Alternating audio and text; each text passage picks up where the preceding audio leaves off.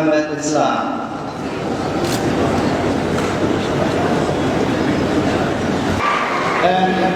إلهي هدو إدمو أفر تصنع وحنطلع بسم الله. hogaamiyaha dowlad goboleedka Jubbaland waxaa ku guuleystay mudane Axmed Maxamed Islaam.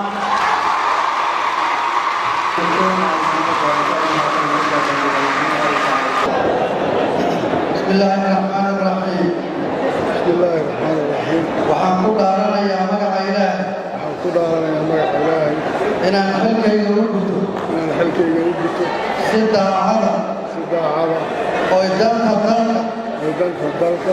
dadka iyo diintuba ku jirto dhowrana shuruucda qaranka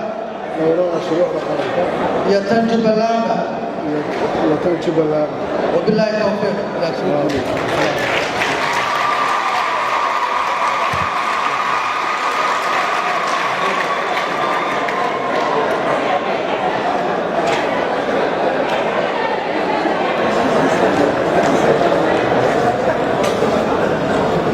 xildhibaanada labada aqal ee Jamhuuriyadda Federaalka Soomaaliya, xildhibaanada Jubbaland, odayaasha dhaqanka, qof kasta oo halkaan fadhiya oo meeshiisa ka qaadanaya, waxaan leeyahay asalaamu calaykum waraxmatullaahi wabarakaatu. salaanka bacdi waxaan rabaa inaan u mahadceliyo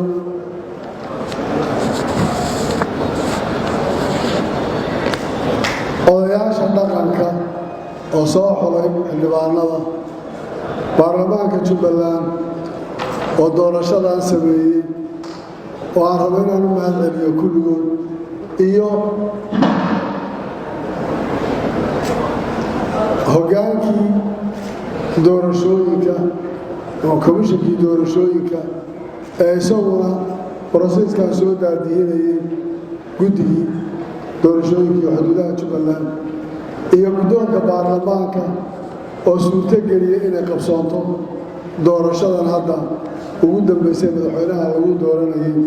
waxaan rabaa inaan idinka mahadceliyo doorashadaas, aanan idiin sheego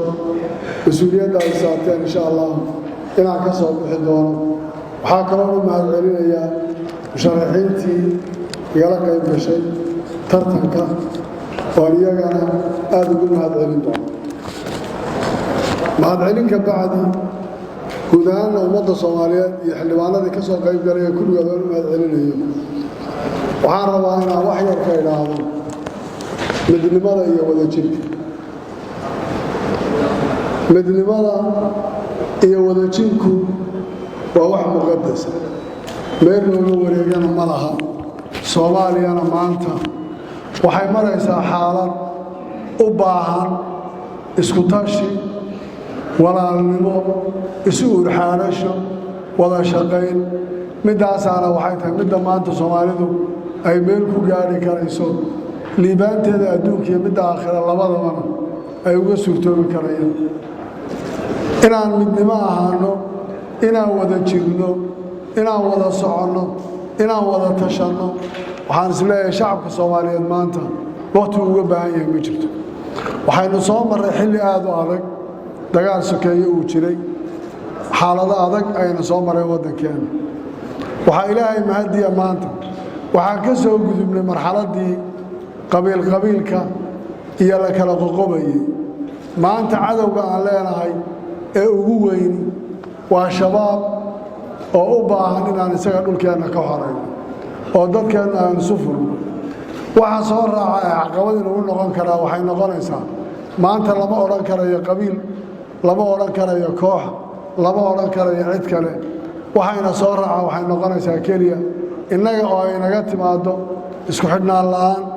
midnimo la'aan, wada shaqayn la'aan, iyo hoggaanka oo khalad inaga galo. waayo waxa ugu fiican aan u baahannahay waxa weeyaan in la helo hoggaan saxan, oo hoggaanku ay noqoto inuu qaato hoggaamintiisa, isku wadkiisa, isu keenista bulshada. taasaa markaa waxay noqonaysaa midda ilaalinaysa innaga midnimadeenna iyo wadajirkeenna. waayo waan ka soo gudubnay xilligii qabiilka. maanta midnimada Soomaalidu waa muqadas. Soomaaliya Soomaali baa iska leh. waxa isu keeni karaa waa Soomaali waxa taladeena ay ka dhaxaysaana waa inaga shalay waxaynu ahayn 5 beelood waxaa la yidhi 4.5 waxaa lagu daray beel lixaad oo aad u xoog badan beel lixaad iyo beel 7 Soomaaliya arrinteeda waxba kama qaban karayso waxa wax ka qaban kara oo tashan kara oo wax isweydiin kara oo wax isla sixi kara waa inaga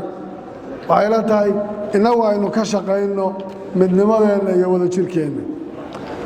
amniga waa muqaddas lagama gorgortami karo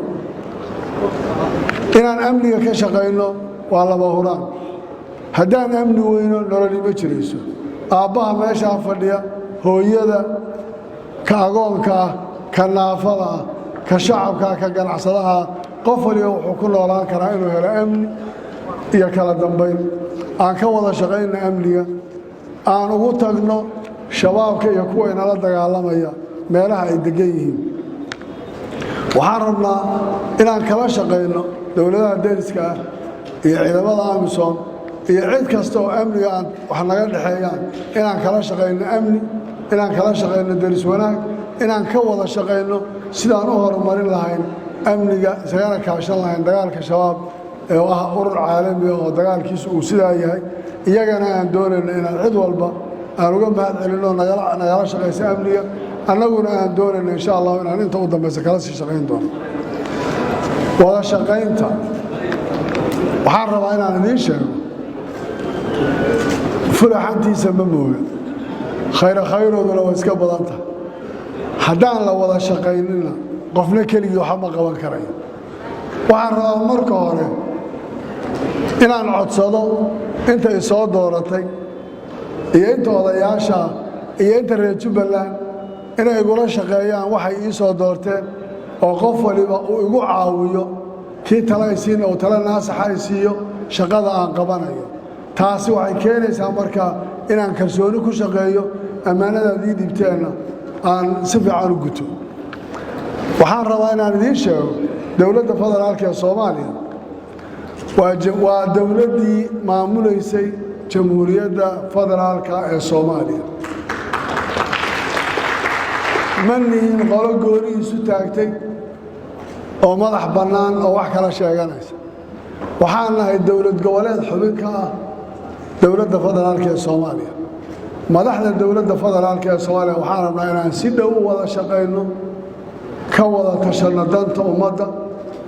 ka wada tashanno saan hore ugu socon lahayn iyadoo aan cidinoo dhaxayn inaan annagu wada shaqayno ka wada shaqayno waxaan leeyahay soo dhowaada madaxdayadii baa tihiin waa dhulkaad xukumayseen meel kale idinkama jirto waxa innaga dhexdeenna inaga jira innagu inoo yaallaa instructionna meel kale lagama soo bixin karo cid kalena wax kale inooma yeedhin karto waxaan diyaar u nahay inaan idiin aqoonsannahay mas-uuliyiintayadii weliba aan rajaynaya madaxweynaha iyo ra-iisul wasaaraha iyo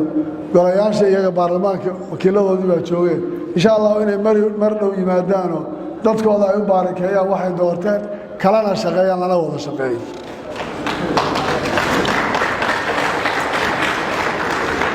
Jubbaland waxay ku dhisan tahay laba xaalo iscaafis isasaamax iyo wada shaqayn markii ugu horreysay dhisaynay waa la garanayaa buurihii la kala saaraa waxaan gaadhnay inaan qof walba ugu tagno ridda uu joogay ka soo saaro u yeedhno cafis ka dalabno sidaasaan ku dhisannay waayo meelaha kale oo dhan ee Soomaaliya way yara kooban yihiin oo inta badan markii la sheego calaamad qoysiga waxbaa lagu sheegaa iyayar laakiin tan qof kastoo Soomaaliya dabciisa ku jira garanaya ka shaqaynaya waxaan rabaa inaan iscafino oo tasaamux aan samayno qof kasta oo wax naga tabanaya kuwa mucaarada waxaan diyaar u ahay inaan la fadhiisanno la xaajoonno qancinno waxay ka hadlayaan aan kala hadalno waxaan rabaa kuwii aan soo wada shaqaynay iyo kuwa hadda bannaanka ka jooga wax tabanaya kulligood anigu waxaan rabaa inaan cafiyo cid kasta oo wax aan u qabo anna waxaan codsanayaa in la cafiyo qof kasta oo wax iga tirsanaya ay ugu horeyso madaxda jamhuuriyadda federaalka ee Soomaaliya madaxweynuhu ka ogyahay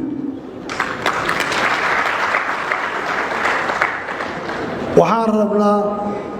inaan dhisno bays ama saldhig ama gogol wada tashi oo aan doonayno inay laga ambaqaado ay u noqoto halkani udubkii Soomaalida isu keenisteeda isku duubnideeda wada tashigeeda iyo wanaageeda laga sii ambaqaadi lahaa hadii la hayro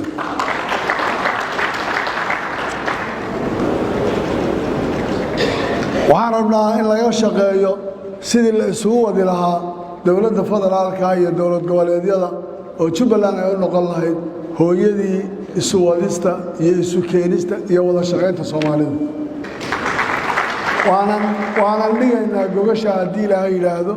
waxaana rajaynayaa inay midho dhasho aad baan idiin salaamayaa warkayga waxaan u dhibdigan doonaa khudbadaha dambe soo socda hadda waxay ahayd ujeeddadu mahadcelin iyo mahadnaq laakiin waxaan rabaa inaan idhaahdo Soomaaliya Soomaali baa iska leh Soomaaliya danteeda waxay ku gaari kartaa iyadoo tashata Soomaaliya xaaladda ay maanta marayso hadday wanaag tahay iyo xumaan tahay iyadaa iska saari karta beesha lixaad roolka ay leedahay waxa weeyaan wada tashi isu soo jiidjiidis iyo tashiga iyo waxaan u baahanay inay noo fududeeyaan ciday taladu ka go'day waa Soomaali ilaahay midda ay nagu soo duwo ilaahay taas hay nagu soo duwo oo beelo kale yeena raadsanina teeni ilaahay aan ugu anfaco oo madaxdeena tu dowlad goboleed iyo tu federaalaba ilaahay ha garansiiyo waxa iyaga ka dhaxeeya inuu iyaga ka dhaxeeya cid kale inay la wadaago aad baad u mahadsantihiin waxaan rajaynayaa in saamaxaadu badato waxaan rajaynayaa xildhibaanada labada aqal insha Allah gogol badanna waa la idin dhigi doonaa waxaan rabaa arrinta galmudug iyo meel kasta wax ka jiraan oo Soomaaliya inaan xalina hadii ilaahay oo xalkeeda gaarnay xildhibaano mas'uuliyadda idin saaran waa mid maanta la idin ka rabo Soomaaliya inaad u guntataan oo aad ka shaqeysaan idinka iyo madaxdiina federaalka isu keenista iyo mideynta dalka Soomaaliya odayaasha dhaqanka waxaan halkan hadda ka hor ka diray dagaal ka dhacay meel fog oo loo beelood isku laayeen odayaal Soomaaliyeed baan halkan ka diray way tageen oo way ku soo guuleysteen odayaasha dhaqanku xuduud ma laha wax kasta oo jira waayo kan federaalka ee xildhibaanka iyo kan state-ka iyo ka dawladda dhexe inta odayaasha dhaqanka asaaso odayaasha dhaqanku ha ka shaqeeyeen midnimada iyo isku wadista iyo isu keenista Soomaaliya waxaan idinka codsanayaa inaad muujisaan midnimada iyo gacan isku haynta Soomaaliya oo intii la istaago gacmaha la isqabsado iyadoo la muujinayo midnimada Soomaaliyeed iyo isku wadista iyo taladu inay inaga dhaxaysan